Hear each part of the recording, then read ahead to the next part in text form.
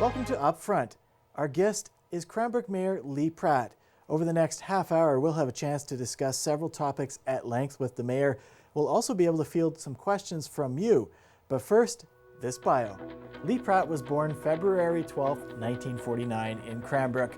Like most kids in this country, he would grow up playing hockey.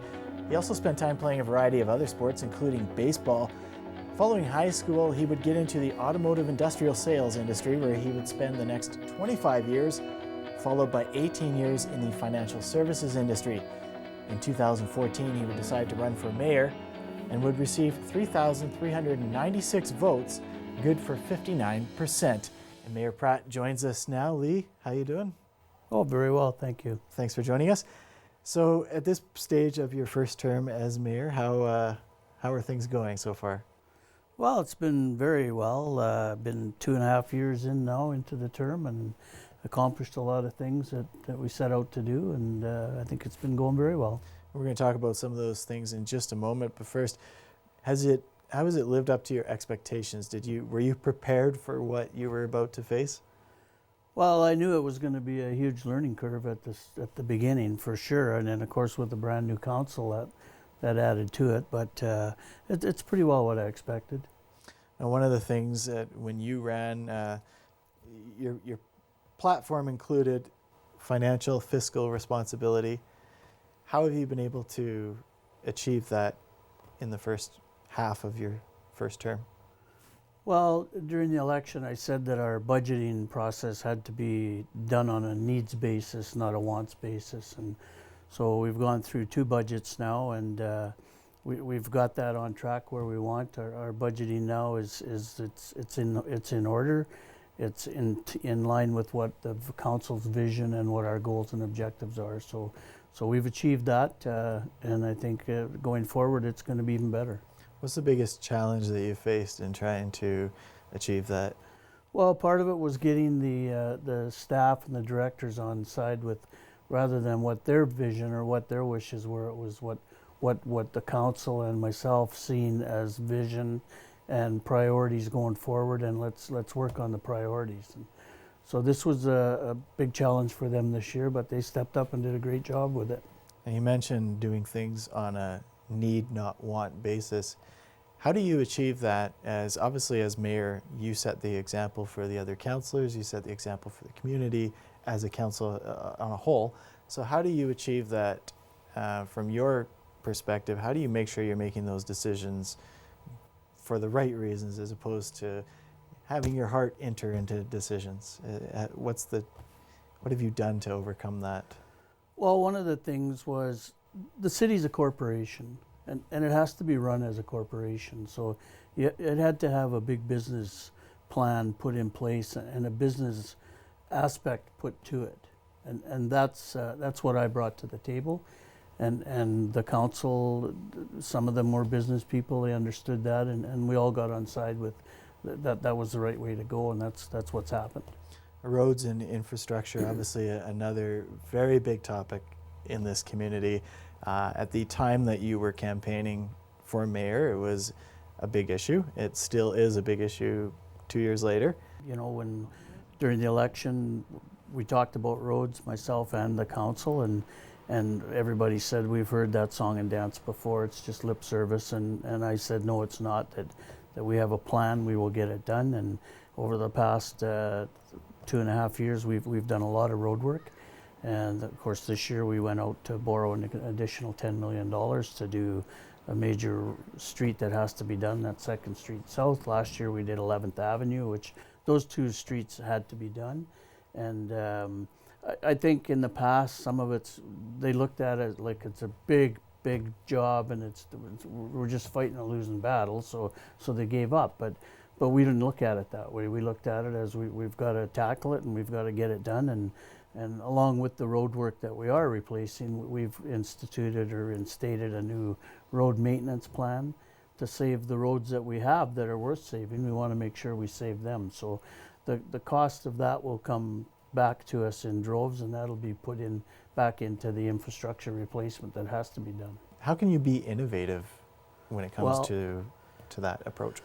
Well, I can tell you we have been innovative, and there's some things that we're doing that we're working on right now that will help a lot in that aspect of fixing the roads and saving the roads that we have that are worth saving. And there's new technology. There's new, like I said, a new maintenance plan. There's some of the design of the roads we have has been flawed, and so we're working on that. So we are definitely working towards a lot of solutions on that. Another one of the topics when you campaigned that was near and dear to your heart was economic development. What can you tell us about that? Well, absolutely, economic development, it's a big issue with every city, and we've got some different ideas, and we've got a whole new approach to it, which we're just in the process of implementing now, and it's a new approach to attract new industry to town, and it has to be new industry that creates jobs and keep our youth here in town and create a tax base also. So it's a slow process. People expect it overnight. It doesn't happen overnight, but I can assure you that we're working very diligently towards some success there. There's obviously a lot of challenges that you need to overcome to attract businesses to town, to any community. What approach have you taken in your attempt to try and attract businesses? Like, what specifically are you focusing on? What are you promoting? Okay, well, initially I think there had to be a change at City Hall. Like we had to change our approach to attracting the industry, and then once we got talking to them, we had to make it more user friendly, and we had to be more on side with letting them know that Cranbrook's open for business. So along with that, we always heard about barriers to business, so we've removed a lot of those. We've restructured our engineering and planning departments. We've got a new approval process, which will be got rid of a lot of red tape. It'll speed up the process. It will let the developers and the businesses know up front what they need, and we're more on with what do we need to do to make it happen rather than saying no. Mm-hmm. So the first part was making it easier, and you feel that you're there now?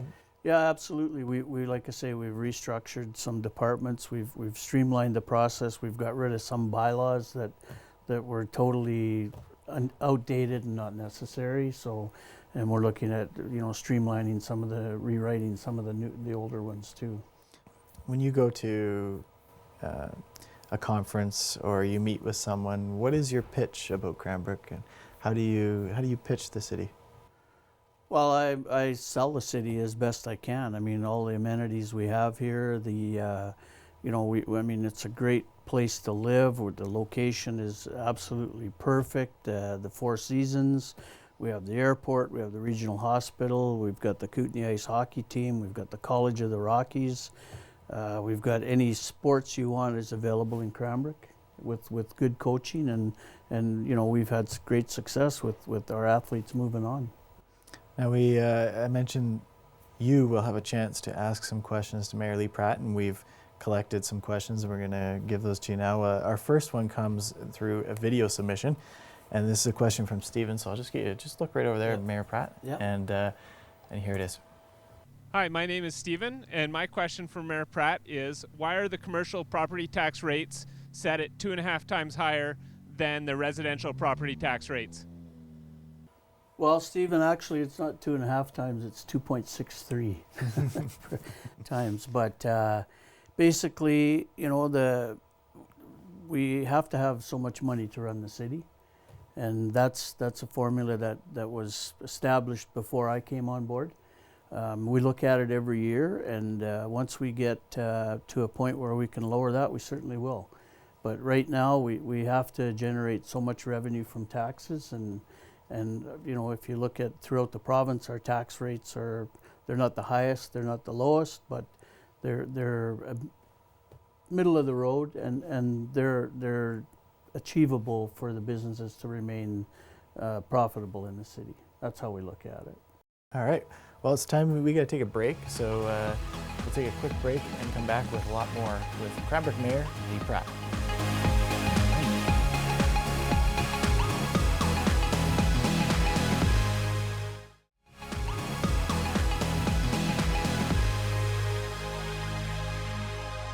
Welcome back to Up Front. Our guest is Cranbrook Mayor Lee Pratt. And Lee, we talked about the issues that were important to you during your campaign. Now let's talk about the, I guess, top 3 issues that you're currently facing here at the moment in Cranbrook. And there's a lot of overlap with these issues. And so one of them, infrastructure. Is that fair to say that's still a very important issue here? Absolutely. It's still one of our number one priority is getting our infrastructure in place. There's road work to be done. There's the underlying infrastructure, sewer lines, water lines, our storm water management. All that has to be looked at and improved for sure. How does this, when you meet with other mayors, when you discuss the issues and challenges that you're facing with other mayors, how do some of these problems, the infrastructure issues that you face, how do they compare to other communities, and what have you found there? Well, I don't think there's a city in Canada that doesn't have infrastructure problems. I mean, a lot of it's old and been built for many years ago, and it's starting to fail. And it's not a topic that's strictly in Cranbrook. It's every city has the same problem. Is that a forum where you can learn a new approach, or is it helpful or useful to be able to meet with other councils? Well, I think the general discussion is always the same. We need money to fix it, but in our case, we're looking at some new technologies, some new approaches, and new innovation, and new ways to try to alleviate the problem. So I think we're a little ahead of some of our counterparts in that area because we've been really working at thinking outside the box. We talked about economic development a bit already. Obviously, that's still front and center as well.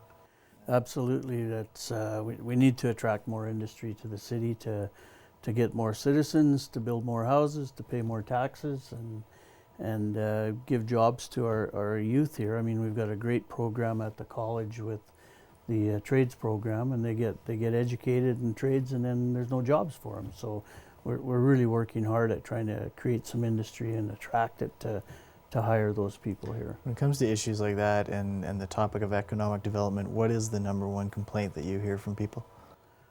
There is none.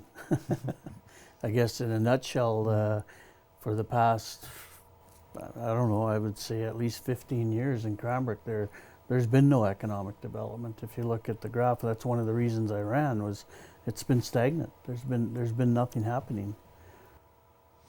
Community health and vibrancy, what does that entail? Well, I mean, there's a lot of, we're getting to be an aging population, so we've got to be aware of what we have available for that segment.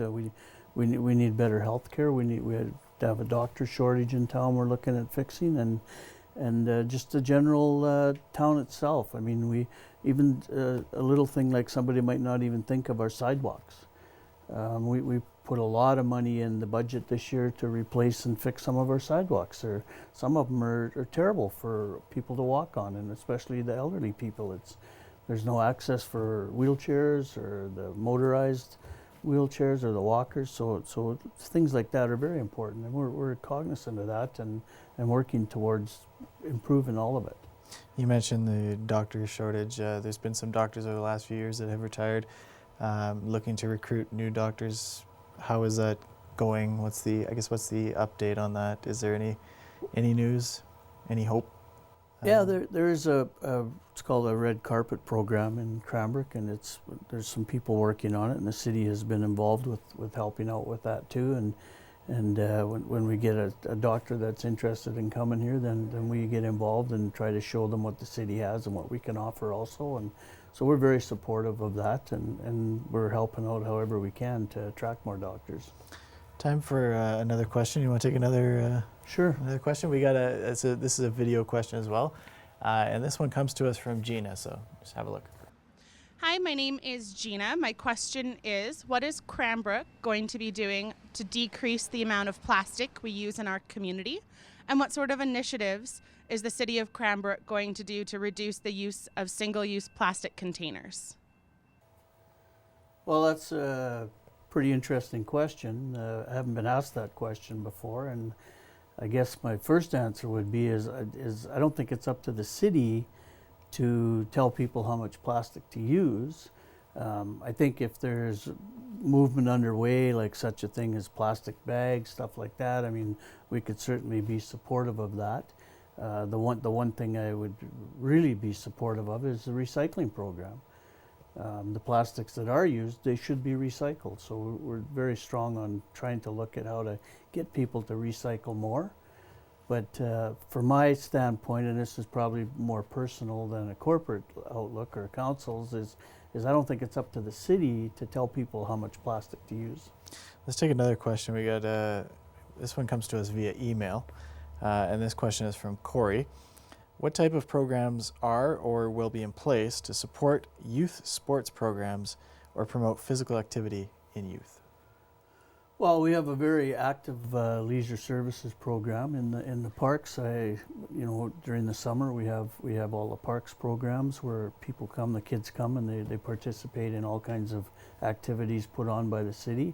We're very supportive of all the sports organizations and groups in town. We supply a lot of fields and facilities for them to operate out of, and I think as far as sports go, I think the city is very supportive of all the children's sports in town. And Corey has one more part to his question, and that is what types of initiatives are or will be implemented to support small business and promote the growth of new small business in Cranbrook. Corey must have a small business himself. Well, I mean, we are very supportive of the small business. We try to encourage local shopping as much as possible. We've brought in some tax incentives, some downtown revitalization if they want to improve the look of their business, and that we've brought in some tax exemptions for that, and this council is looking at expanding those tax exemptions to the outlying area, not just the downtown area. So I mean, we've brought in the outdoor patio bylaw last year, so that those facilities that can use that, hopefully it'll improve their business and increase the downtown revitalization also. So I think we're very supportive of the small business. Time to take another quick break, but when we come back, we'll talk about the issues that you face going forward and some new topics that are on the agenda into the future. So more with Mayor Lee Pratt on Upfront after this.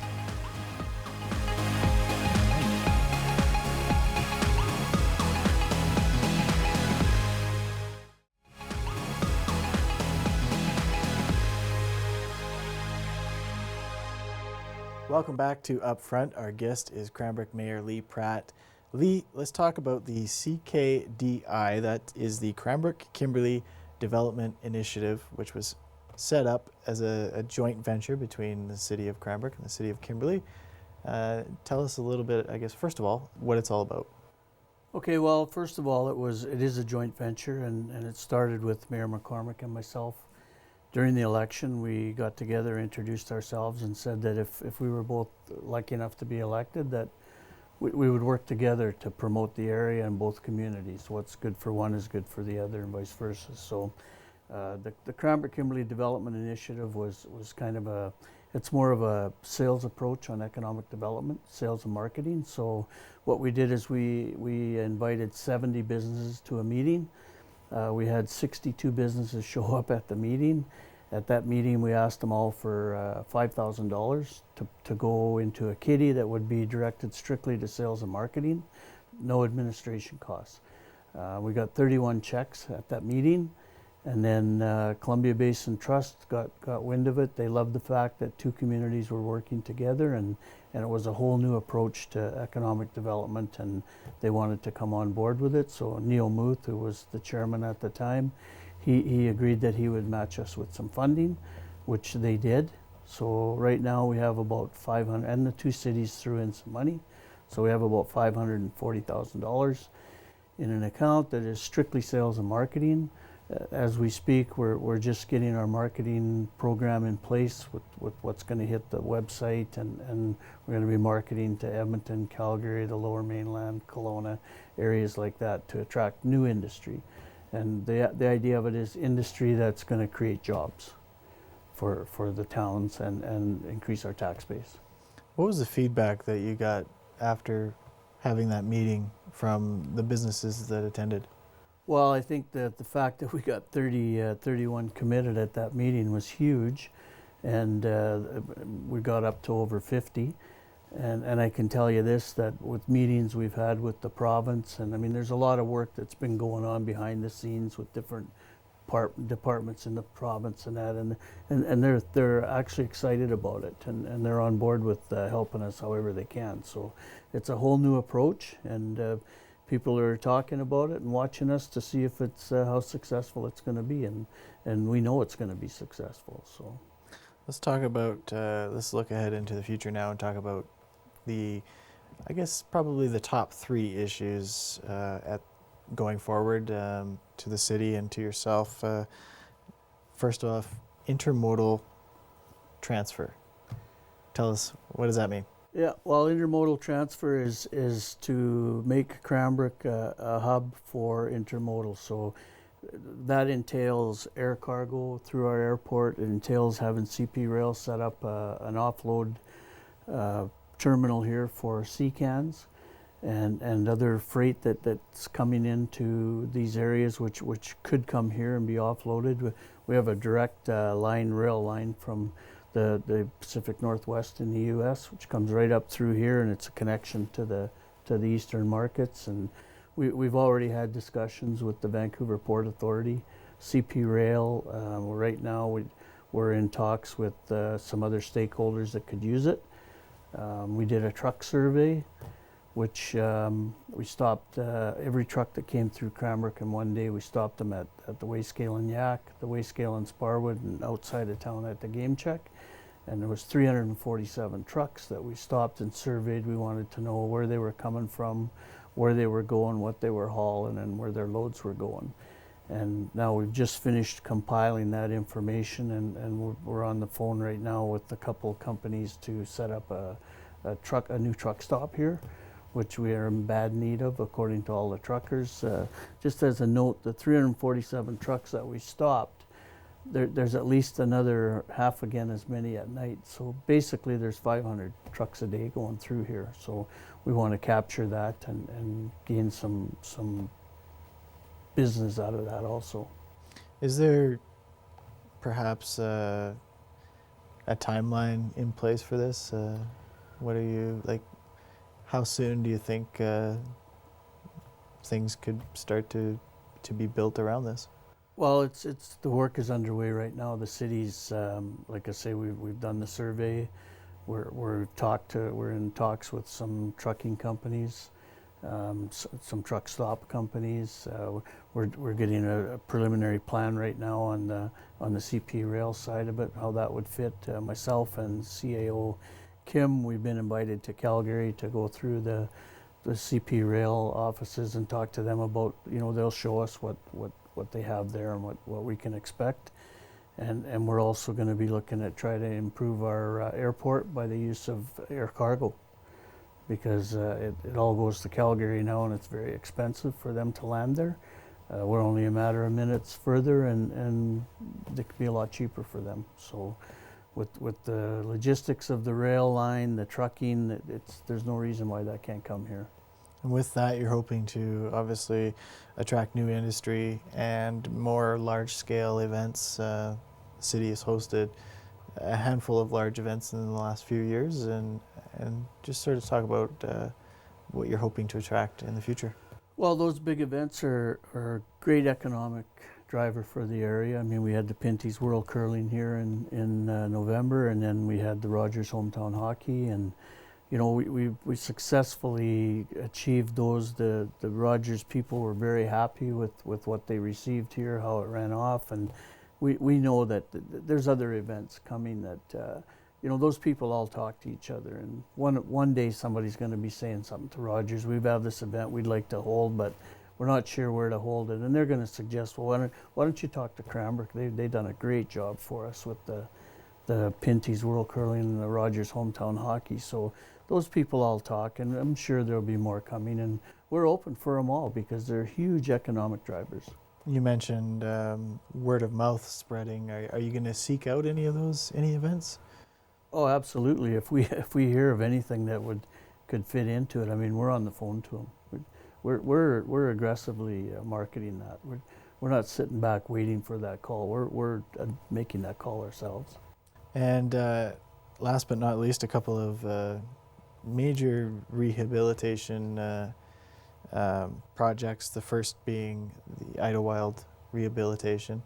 The park enhancement, we've got some great plans. We held a number of public meetings and got some ideas of what we want to do there, and we've got some interest from some of the service groups getting involved. We've got some corporate interest of putting money into it, and it's going to take some time to get it done, but overall we figure we'll have it done in 2 years, and once it's done, it's going to be a real showcase for the community. And talk about Joseph Creek and what you'd like to see down there. That's the next part of the Idlewild situation, is Joseph Creek comes out of there, of course, and you know, I can tell you when I grew up in Cranbrook, Joseph Creek was a showcase for the community. I mean, we all hung around there. As kids, we fished every inch of that creek, and it was a very nice part of the city, and it's been neglected, and it's overgrown now with willows, and we want to rehabilitate that whole creek right from the dam right down to the St. Mary's. And it's gonna take a lot of money. This year in our budget, we put in a sizable amount of money to get the study going on it, and then we'll be going out find some grant money to finish it off. But it's going to be a huge project, and it's going to be great for the city once it's completed. So long term. That's you're probably looking at a 5 to 6 year plan on that to completion. All right. Well, that's just about all the time we have with Mayor Lee Pratt. Lee, I want to thank you for joining us on Up Front. Thank you. It's been my pleasure. I'm Blaine Evans. Thanks for watching.